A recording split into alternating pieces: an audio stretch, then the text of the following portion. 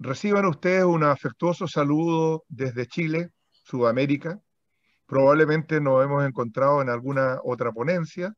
Sin embargo, les quiero decir que somos un equipo de docentes de la Universidad Católica de la Santísima Concepción, que tenemos una visión interdisciplinaria respecto a la integración de las tecnologías de información y comunicación en contextos educativos e interculturales. En este caso, lo que vamos a presentar es una ponencia relacionada con cómo hemos estado reflexionando acerca de principios pedagógicos que sean aplicables al aprendizaje sincrónico y asincrónico en contexto de pandemia. La profesora Carolina Fuente va a tratar el contexto del problema, yo voy a analizar los modelos de referencia, la doctora Laura Jiménez los principios pedagógicos disruptivos y al final vamos a compartir con ustedes algunas ideas concluyentes. Profesora Carolina. Hola a todos y todas, espero que se encuentren muy bien en este contexto de presentarnos a distancia. Como bien decía el profesor Cariaga, vamos a conversar con ustedes sobre los contextos del problema hoy en día.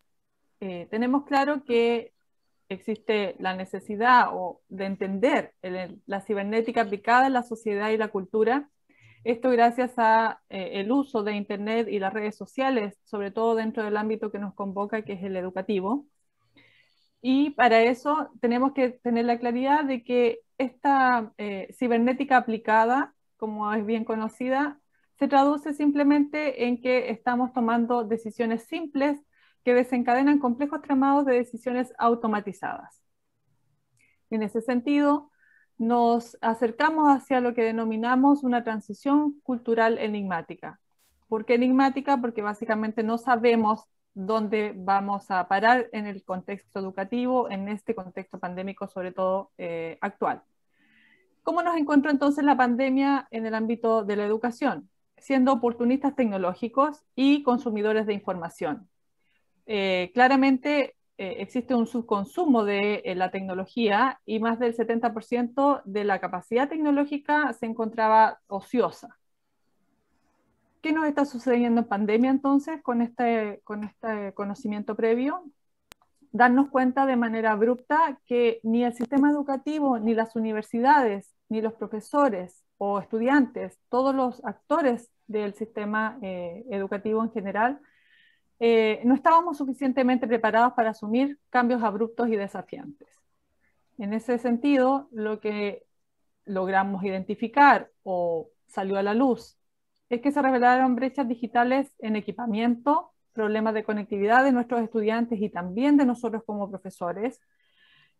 Fueron claramente evidenciadas las habilidades digitales necesarias para poder enfrentar este contexto, tener nuestras clases a través de plataformas virtuales y estas habilidades tanto de docentes como de estudiantes, que se hacían tan necesarias para poder innovar en las formas de enseñar y de aprender a través de esta modalidad de educación en línea.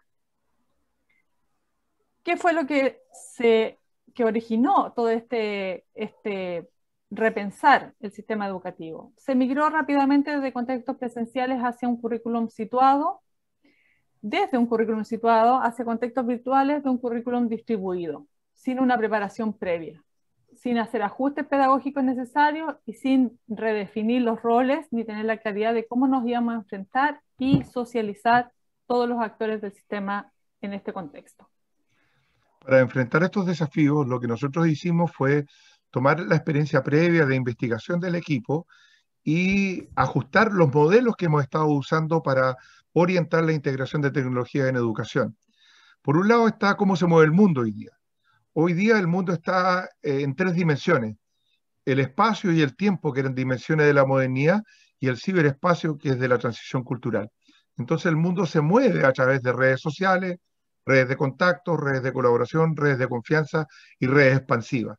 Y esto hay que ser capaz de llevarlo a la escuela para crear condiciones de un currículum distribuido y no caer en la tentación de traspasar la pedagogía tradicional clásica del aula a los ambientes digitales.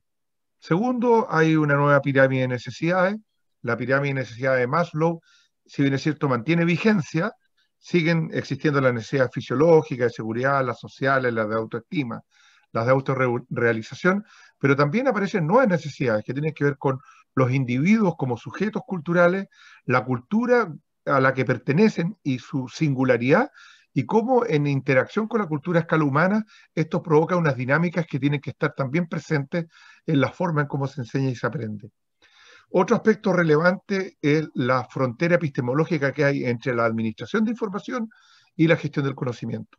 Una cosa es el síndrome del rincón del vago, esto de copiar y pegar y representar la información que ya está disponible. Distinto es la gestión del conocimiento, que significa que hay un constructo intelectual teórico práctico que desarrollan los estudiantes como sujetos individuales o como sujetos sociales y a través de la mediación de algún lenguaje, cualquier lenguaje, la lengua materna, el lenguaje matemático, la geometría, el lenguaje musical, etcétera, se representan esos conocimientos con la intencionalidad de transferirlos. Y las tecnologías lo que hacen es que estos circuitos sean virtuosos y se produzca una eficacia en la acción. Y por otro lado, está el tema de la relación entre los talentos culturales individuales y la promoción de la gestión del talento en la dinámica que hay entre las singularidades culturales y la cultura a escala humana. Hoy día la escuela clásica sigue situada, sigue remitida al entorno social y cultural del entorno inmediato y no da cuenta de la distribución del currículum. Por lo tanto, no se vincula con realidades remotas en donde las tecnologías obviamente son eficientes para establecer esos vínculos. A partir de este análisis preliminar que lo hemos compartido con ustedes de una manera muy sucinta, hemos enunciado 10 principios pedagógicos disruptivos que creemos que son imprescindibles para el aprendizaje en contextos sincrónicos y asincrónicos en pandemia. La doctora Laura Jiménez explicará brevemente cada cual. Hola, espero que todos estén bien. Nos volvemos a encontrar en otra presentación. Como bien mencionaba el profesor Marcelo, les voy a nombrar algunos de los principios que consideramos que son importantes en este nuevo contexto y en este nuevo paradigma de la educación. El primero de ellos tiene que ver con la autonomía en el aprendizaje. Nosotros tenemos que ser capaces de generar actividades como docentes en donde el estudiante sea capaz de buscar, de indagar por sí mismo para nosotros apoyar ese proceso de aprendizaje. El segundo principio hace referencia a la autorregulación, que va muy ligada con el primer principio, en donde el estudiante tiene que, y nosotros tenemos que generar esa instancia para que el estudiante vaya tomando decisiones respecto de los momentos en los cuales va a desarrollar ciertas actividades y va a poder cumplir con estas actividades. El tercer principio hace referencia a la construcción colaborativa de la didáctica. El aprendizaje ahora ya no es individual. Nosotros tenemos que trabajar de manera colaborativa, tenemos que ser capaces de transmitir lo que estamos aprendiendo y no reservarnos ese conocimiento para sí mismos. El cuarto principio tiene que ver con la distribución del currículum. Esto ya también lo nombraron mis colegas anteriormente. El currículum ahora ya no está situado, ya no depende 100% de lo que entrega el profesor, sino que ahora los estudiantes tienen la capacidad de acceder a este conocimiento a partir de diferentes medios, entre ellos, ¿cierto?, el Internet.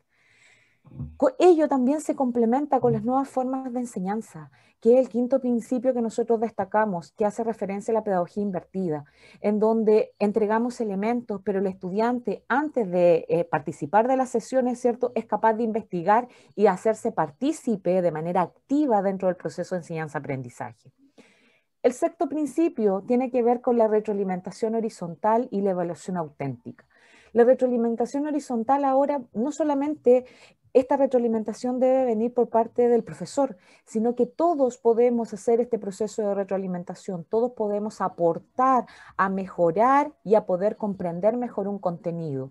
Y los sistemas de evaluación también, también han cambiado, no tenemos por qué realizar simplemente pruebas o evaluaciones, ¿cierto?, escritas, sino que más bien hacer una evaluación más completa, en donde todos se involucren, seamos autocríticos con nuestro propio aprendizaje.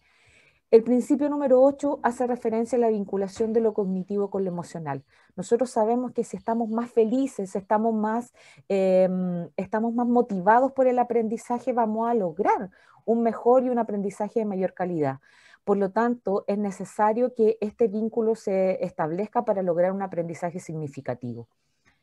El principio número 9 habla principalmente de la complementariedad del aprendizaje sincrónico con el aprendizaje asincrónico. Eso nosotros lo vemos ahora con bastante frecuencia, en donde la mayoría de nuestras sesiones, al menos en nuestro contexto acá en Chile, las estamos realizando de manera sincrónica a través de diferentes plataformas. Pero también hacemos una complementariedad a través de entornos virtuales de aprendizaje que nos permiten mantener este vínculo constante con nuestros estudiantes para ir resolviendo estas dudas que antes las podíamos trabajar de manera presencial. Y por último, tenemos el principio número 10, que hace referencia y que es uno de los principios que nosotros también destacamos como relevante, la integración del contexto social familiar con el contexto educativo formal. Ahora nosotros lo estamos vivenciando, muchos de ustedes, muchos de nosotros tenemos hijos con los cuales tenemos que vincularnos en este proceso educativo y que muchas veces se ha hecho complejo, pero si hacemos un vínculo mucho más directo con ellos, vamos a lograr un aprendizaje de mayor calidad. Muchas gracias.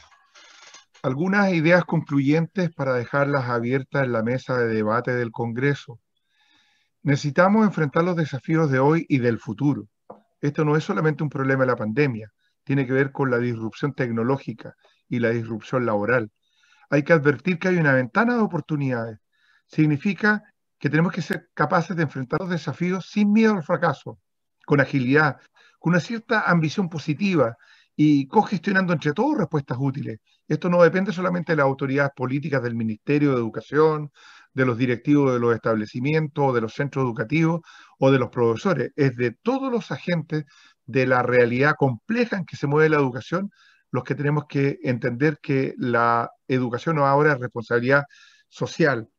Asumir los riesgos de manera compartida entre todos los integrantes de la comunidad y las familias para cogestionar de manera eficaz estos nuevos escenarios.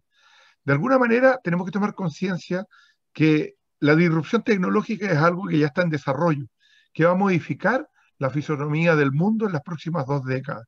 Y tenemos que tener capacidad de anticipación. Entonces el tema no se reduce a las demandas inmediatas de la pandemia, tiene que ver con la pospandemia. Todos somos necesarios y tenemos que sentirnos convocados para construir una nueva noción de hombre transhumanizado, vinculado con estas nuevas formas de convivencia humana, en donde la ciencia y la tecnología tienen preponderancia y por lo tanto se concibe una nueva sociedad y una nueva cultura.